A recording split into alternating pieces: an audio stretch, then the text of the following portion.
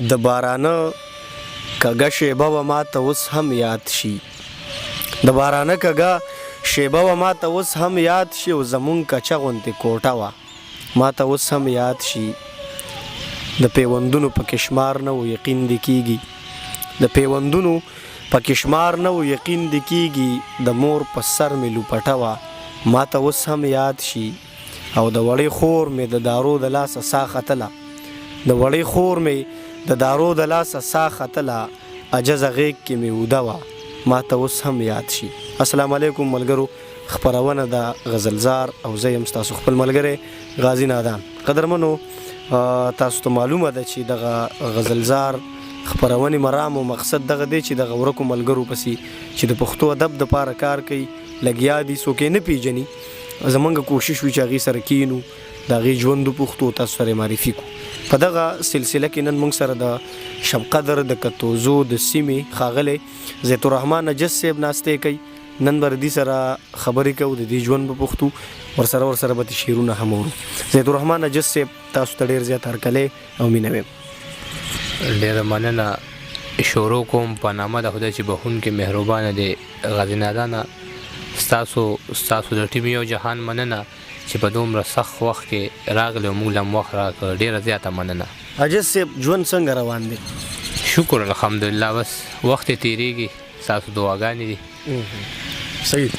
دا راته ووایه عجز صاحب چې د شاعرۍ آغاز ادب ته راتلل او دغه شعر لیکل کومه وختو چې تاسو رالی؟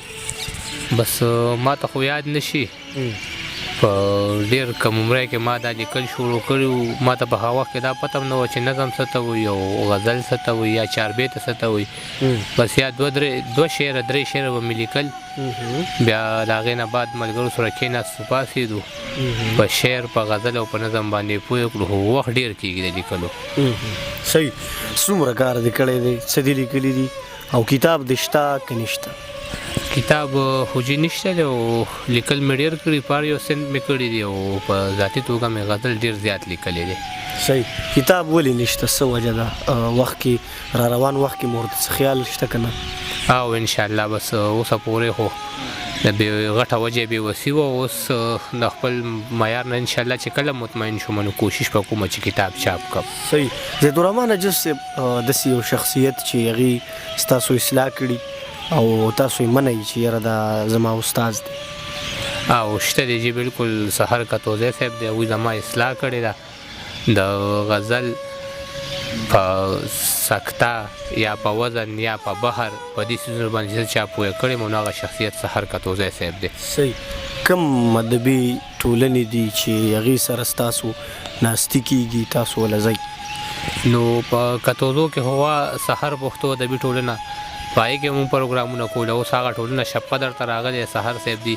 زموږ یو زړه ټولنه وه دعوه پښتو ادبي ټولنه، هغه ملګرو ختمه کړې وه. اوس سحر صاحب دی، افتخار فخر شو، راهي صاحب شو، محبت ګل محبت صاحب شو، دوی را مخکې شو، مصطفی کمال دی، دوی هغه ټولنه واپس جمع کړه. نو اوس په دعوه پښتو ادبي ټولنه کې زه کار کوم. صحیح. ډېره زیاته ښه ده، ډېر ښه معلومات تاسو راکړه او ستاسو ډېره زیاته مننه کوو. زمونږ مینوال د شعر او ادب سره ډېره زیاته مینه ساتي، نو غزلې به اورو او ښه ډېرې به اورو. مننه به یو که نظم پکې نظم به هم اورو. ولې نه، انشاءالله چې هر څه به وي. د غزل څو شعرونه چې یا زورور قاتل دې وپېژانده، زورور قاتل دې وپېژانده، د خپل رهې صادر قاتل دې وپېژانده، د مات منګي او د ګودر قاتل دې وپېژانده، د خپل چنار او د نختر قاتل دې وپېژانده. هغه په هر څه برابر، هغه د کلي مشر، هغه په لاسو کې تسبیح، هغه د کلي مشر، هغه په هر څه برابر قاتل دې وپېژانده. مننه. هغه په لاسو کې تسبیح، هغه د کلي مشر، هغه په هر څه برابر قاتل دې وپېژانده. اسکره تو ووایه ته خو دلته وې که نه؟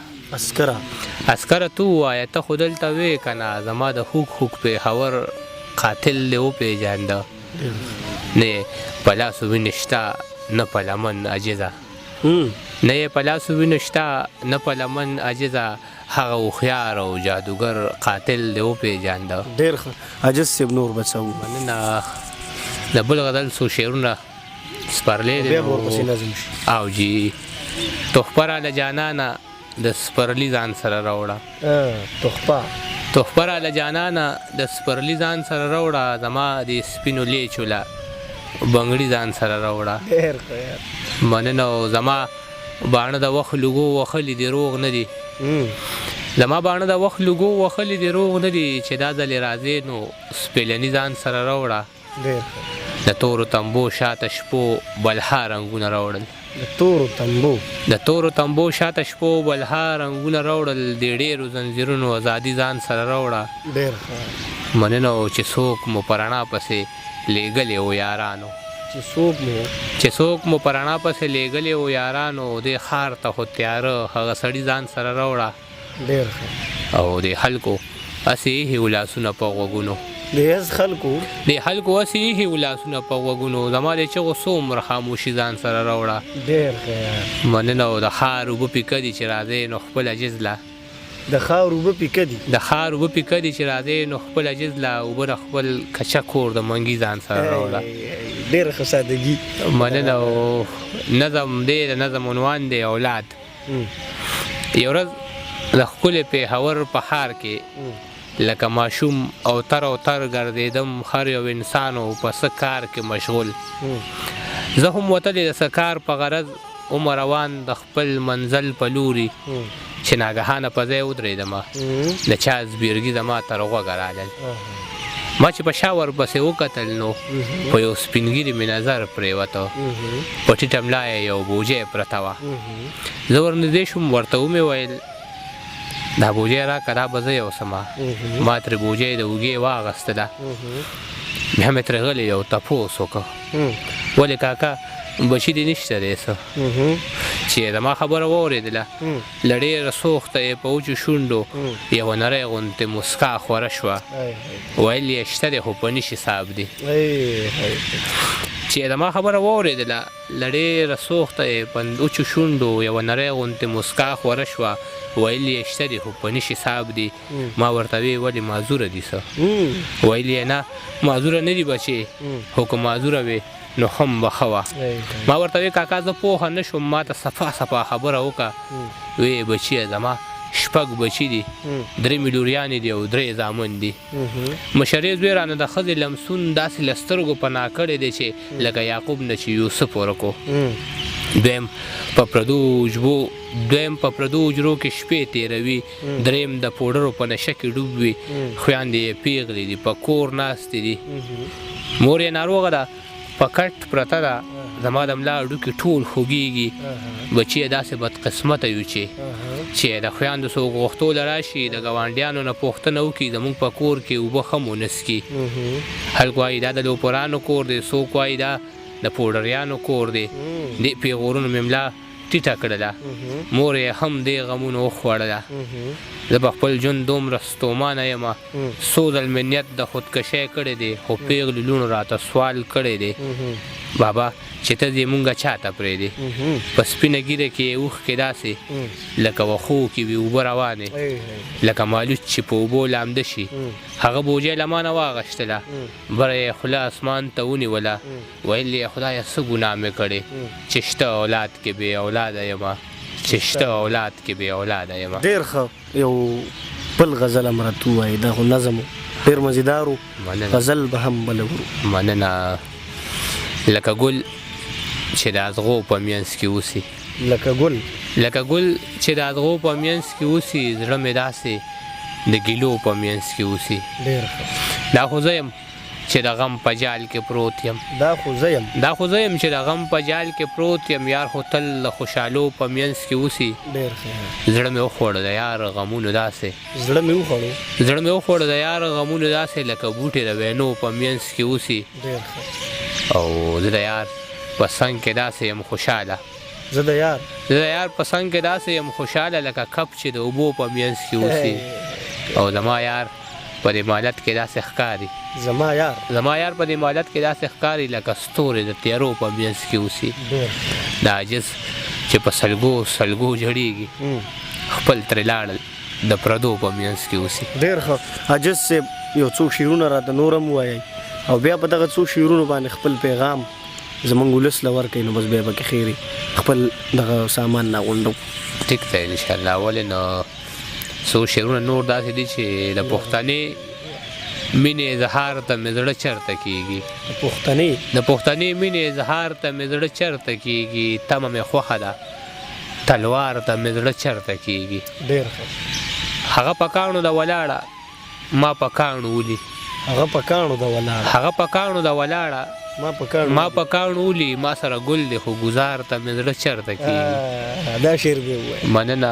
هغه په کاڼو د ولاړه ما په کاڼو ولي. ما سره ګل دی خو ګزار ته مې زړه چرته کېږي. بچیا تا چې رانه څه غوښتې دي یاد دي راته. بچیا تا چې رانه څه غوښتې دي یاد دي راته خو مزدوري نشته بازار ته مې زړه چرته کېږي. مننه. او د ارمانونو سره ناست یم اوزګار ښه یمه. د ارمانونو سره ناست یم اوزګار ښه یمه. د امیدونو کاروبار ته مې زړه چرته کېږي. مننه. او نظر د سترګو مې کم شوی راته هېڅ نه ښکاري.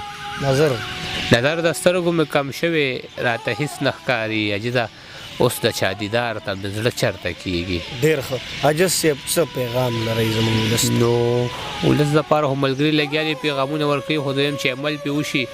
دا کوم ملګري چې پښتو ژبې خدمت کوي دا منډې تړلې وښي نن سبا دوی پسې خبرې شروع دي. نو زه وایم که دې خبرې مخنیوي وشي نو ښه به یې. که د یو سړي سپورټ نشي کولی ملاتړ یې نشي جوړېدی نو د هغه خپې وهل نه دي پکار. نو دغه زما پیغام دی دې ملګرو ته. کوم ملګري چې داسې کار کوي نو نه دی پکار داسې کار څوک چې د پښتو ژبې خدمت کوي او دا نور خلک ولا خپو ته پړي اچوي او شاته یې راکاږي.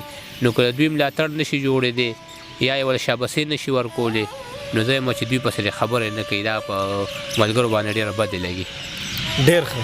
ډېره زیاته مننه جي. ډېره مهرباني. قدرمنو دا موږ سره زیت الرحمن نجز د شب قدر د کتوزو د سیمې ډېر ښه غزلې ویلې ډېر ښه نظم یې هم وویلو پیغام یې هم ډېر د ستاینې وړو. او دا زموږ ملګری زیت الرحمن نجز زموږ خورایي چې دا وخت میلمه دی د دوبۍ نه راغلی دی احمد او زمونږ کیمرامین خو دې وخت کې سالار صاحب دی سید سالار صاحب هغه هم موږ سره په دعاګانو کې یاد ساتئ. غازي نادان له ورکې اجازت د خدای په امان.